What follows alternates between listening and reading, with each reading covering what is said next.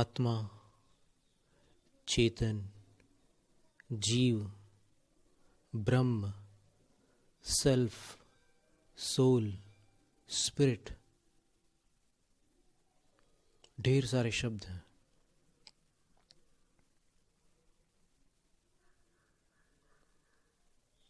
व्याकरण की दृष्टि से अतति गच्छति परिणमति इति आत्मा, अत सातत्य गमने, सतत गमन जारी रखने वाली वस्तु आत्मा है।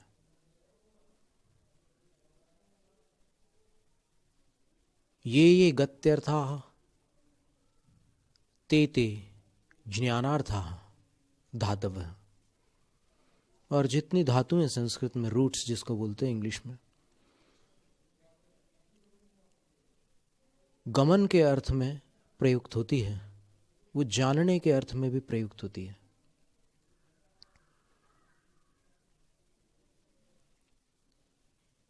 और गमन परिवर्तन के रूप में भी होता है, स्थान से स्थानांतरण के रूप में भी गमन है, और एक ही स्थान पर रहकर बदलने का नाम भी गमन है, क्योंकि बदलना भी एक प्रकार की गति है। जगह नहीं बदल रहे हैं लेकिन अपने आप को बदल रहे हैं, तो वो भी एक गमन है। और इसलिए एक व्यक्ति जब ऑफिस में बैठता है, उसका प्रमोशन होता है, तो कहते हैं प्रगति हुई है। प्रगति, गति, गमन है, वहां भी गति है। तो आत्मा सतत जानती है, सतत बदलती है, कभी रुकती नहीं। इस अपेक्षा से ये आत्मा शब्द, आत्मा के विषय में बहुत सारी कल्पनाएं हैं लोग में। आत्मा एक फूक जैसी कोई वस्तु है, एक अंगूठे के बराबर कोई वस्तु है, एक अणु के बराबर कोई वस्तु है, विश्वव्यापी कोई वस्तु है, या फिर इस शरीर में ही है, कहीं कहीं है, कहीं कहीं नहीं है। ऐसी अनेक अनेक प्रकार की धारणाएं हैं आत्मा के विषय में लोगों की। इसमें हलचल ही रहती है। और आत्मा शब्द से कुछ लोग डरते भी हैं।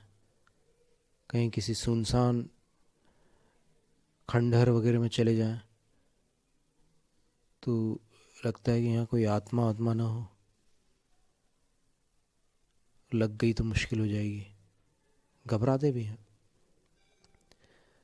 और फिर अपने अंदर भी कहते हैं कि हाँ, मेरे अंदर भी कोई आत्मा है, जब मौत होगी तो वह आत्मा फूक के समान उड़ जाएगी, चली जाएगी, वो कहीं से कहीं चली जाएगी, मुझे तो लोग जला देंगे।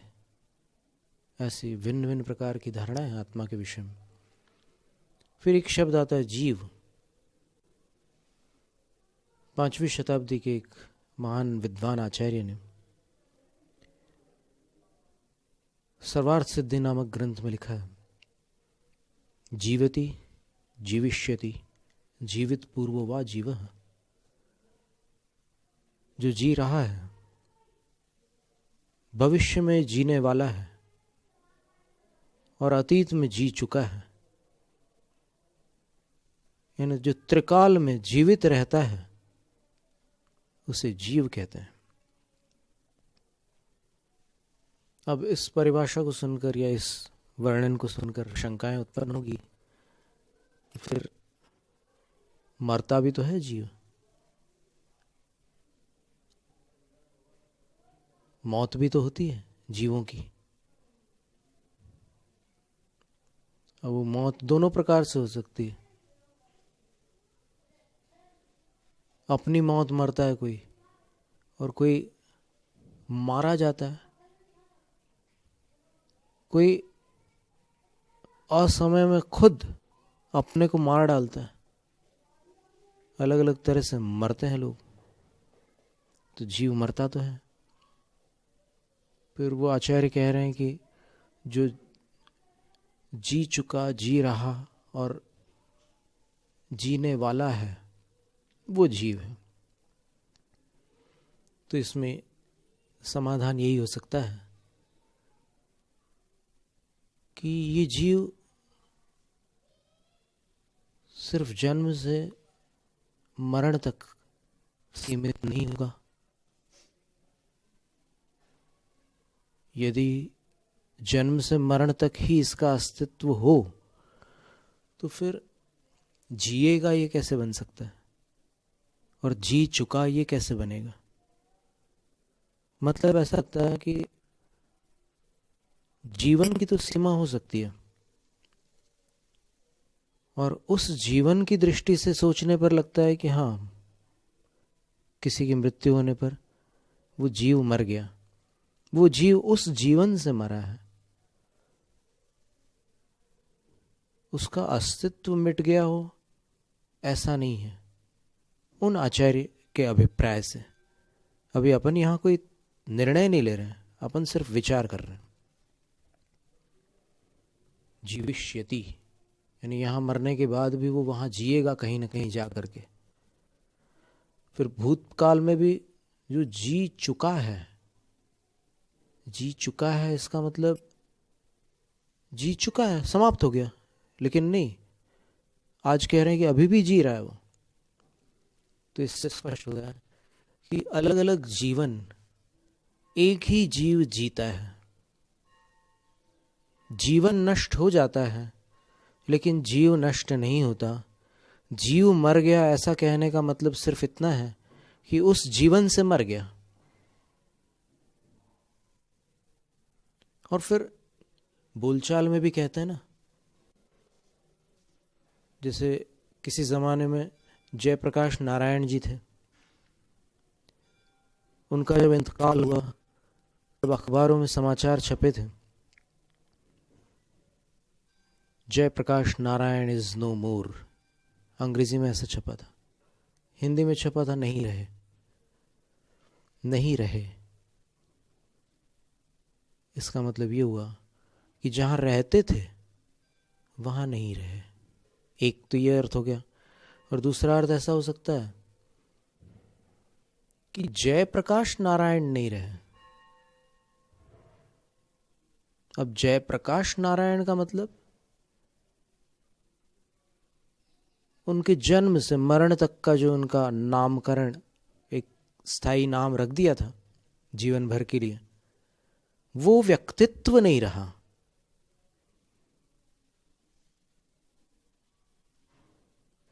वो व्यक्तित्व किसका व्यक्तित्व था? वो जिसका व्यक्तित्व था वो चला गया। इसलिए ऐसा भी कहते हैं कि जब उनका मरण हुआ तो लोगों के मुख से निकला चल बसे। और भी बहुत स्थानों पर यह शब्द प्रयोग में आता है, चल बसे। चल बसे का भी अर्थ बड़ा रहस्यपूर्ण है। चल यानी चले गए, और बसे यानी जो यहां बसे हुए थे कहीं और बस गए। क्योंकि ऐसा होता है कि जब मरण होता है तो फिर वो जो मान्यता है पुनर्जन्म वाली, उसके अनुसार ये जीव अन्यत्र बस जाता है। आचार्य विद्यासागर महाराज ने एक बार 1989 में कहा था, what is death? What is death? Kundalpur की बात है। Just a change of dress and address.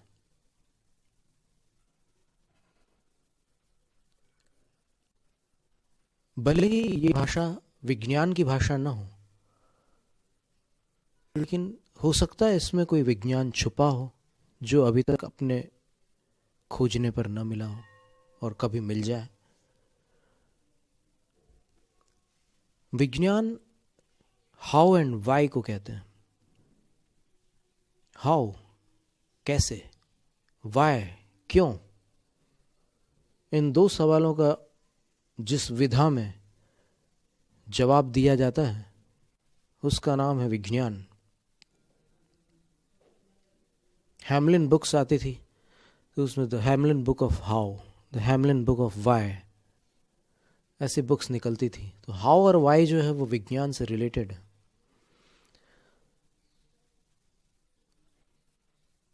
तो अभी तक जो विज्ञान काम कर रहा है वो बहिर्विज्ञान है, हाउ एंड वाई। सारे विश्व में जितनी बारीक बारीक चीजें उनकी खोज जारी है और कोई अंतर विज्ञान भी होगा।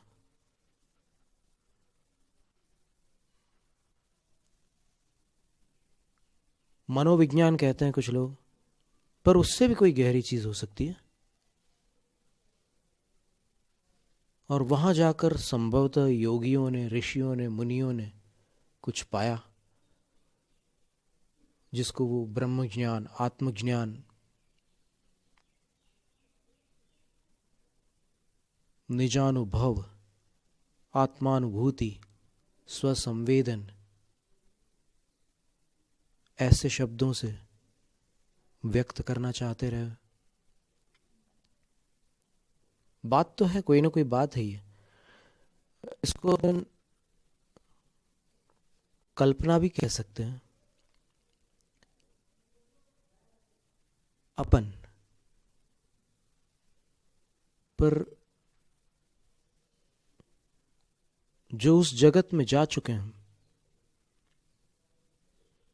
जैसे उपनिषद में आता है, नायम आत्मा प्रवचनीन उपलभ्य है, यह आत्मा प्रवचन से प्राप्त करने योग्य नहीं है, न मेधया, बुद्धि से प्राप्त करने योग्य नहीं है, न बहुना श्रुतेन, बहुत से शास्त्रों द्वारा भी इसको प्राप्त नहीं किया जा सकता। ये नायम उपलब्धस्ततोयम उपलभ्य, जिसको ये प्राप्त हुई है उससे प्राप्त होती है। तो ये प्राचीन शास्त्रों की बातें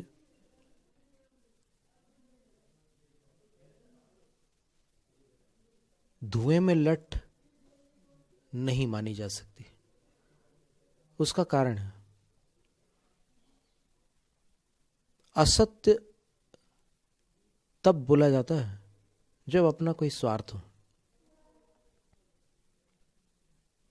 अथवा असत्य तब भी बोला जाता है जब अपने को किसी चीज की जानकारी न हो और फिर भी जबरन बोल रहे हैं।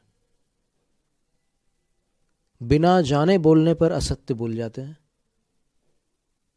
और स्वार्थ होने पर भी जानबूझकर असत्य बोलते हैं।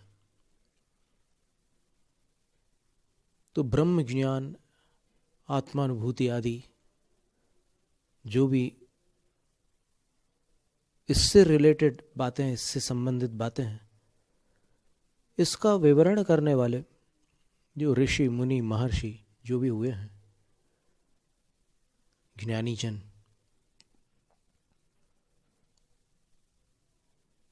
उनके जीवन को देख करके ऐसा नहीं लगता कि उन्होंने दुनिया को उल्लू बनाकर मजा लेने के लिए ऐसी बातें लिखी हो।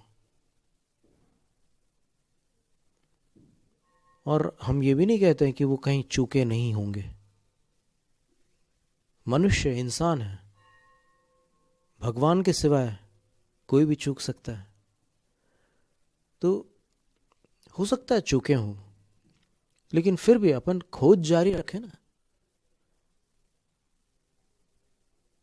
समस्या तब आती है जब अपन निर्णय तक पहुंचने की उतावली करते हैं,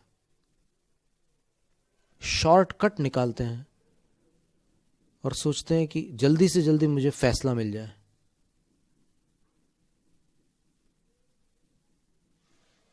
जब न्यायालयों में भी जल्दी जल्दी फैसला नहीं मिलते, तो फिर ये तो अध्यात्म जगत है।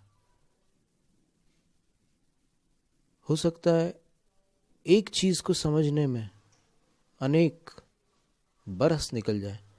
जैसे आत्मानुभूति, इस शब्द के विषय में हम व्यक्तिगत अपने बारे में बताएं तो फिर ऐसा लगता है कि इसका अर्थ हमें लगता है 9 साल में समझ में आया। 9 साल की अवधि साधारण नहीं है, और निरंतर अध्ययन और साधना करने के बाद भी 9 साल में समझ में आया तो कोई मायने रखती है बात। इसलिए इस विषय पर अभी हम आज बोलने की हिम्मत कर रहे हैं, वरना हम तो चुप रहते हैं, क्योंकि जिस विषय का हमें परिचय नहीं है उस पर बोलने का अधिकार भी नहीं है। और इतनी खोज करने के बाद, सबकी धारणाओं को खुले दिमाग से सुनने के बाद, उनके अभिप्रायों को समझने के बाद, और ऐसा नहीं कि सिर्फ एक संप्रदाय की बात हम सुन रहे हैं या पढ़ रहे हैं, ज्ञान के द्वार को बंद कर देने से ज्ञान का विकास संभव नहीं है। और यदि मनोबल कमजोर है तो फिर ज्ञान के द्वार खोल करके भी मनुष्य भटक सकता है। इमोशनल हो गया, किसी की बातों से प्रभावित हो गया, तो फिर उसके पीछे लग जाएगा। यहां पर पीछे लगने की बात नहीं है। एक आचार्य अमृतचंद्र सूरी जी हुए, 1000 साल पहले की बात है। उन्होंने समयसार कलश के 34वें काव्य में लिखा है, विरम किम अपरेणा कार्य कोलाहलेन स्वयं अपि निभृतः सन् पश्य षण्मासमेकम्।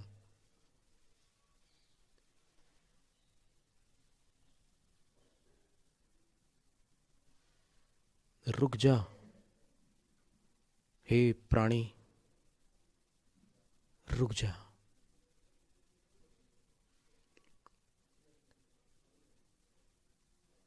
तुझे व्यर्थ के कामों से और उन कार्यों के कोलाहल से क्या लाभ हो सकता है? इस समय तू जहां भी, जैसे भी, जो भी कर रहा है, रुक। तुझे क्या मिलने वाला है उससे? ऐसा वाक्य है कि एकदम थम जाता है व्यक्ति, और विचार करने पर लगता है कि बात वजनदार है। विरम, रुक, विराम ले। अपरेण अकार्य कोलाहलेन किम, न करने योग्य काम का कोलाहल मचाकर क्या मिल सकता है तुझे? स्वयं अपि निवृत्तः सन्, आत्मनिर्भर हो जाओ। फालतू के कामों से अपने चित्त को हटा ले।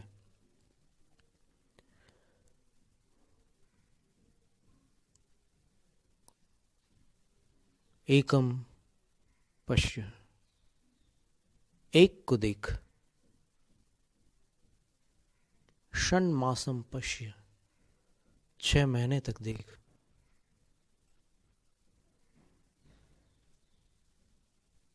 छह महीने तक देख।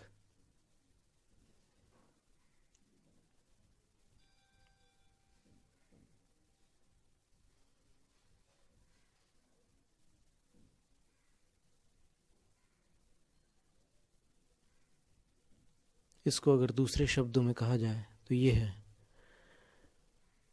कि मान लो जीव जन्म जन्मांतरों से भटकता चला रहा है। जैसे डॉक्टर ब्रायन वाइस पुनर्जन्म को मानते नहीं थे, लेकिन जब उसके एक पेशेंट को, एक कोई बहन थी, कैथरीन उसका नाम था, हिप्नोथेरेपी दे रहे थे, पूछा कि कब से तुम्हें ये तकलीफ हो रही है, और डीप, रिलैक्स हो जाओ, रिलैक्स हो जाओ। तो अंत में 86 जन्मों तक के उसने बता दिया।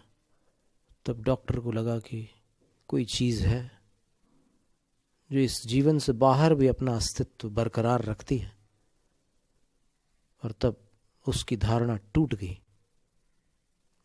कि कोई जीव सिर्फ इसी जीवन तक सीमित होता है। पहले भी बहुत से जीवन जी चुका है, आगे भी जीने वाला है। ये बात डॉक्टर को महसूस हुई। अब इसके आगे और देखते हैं क्या है।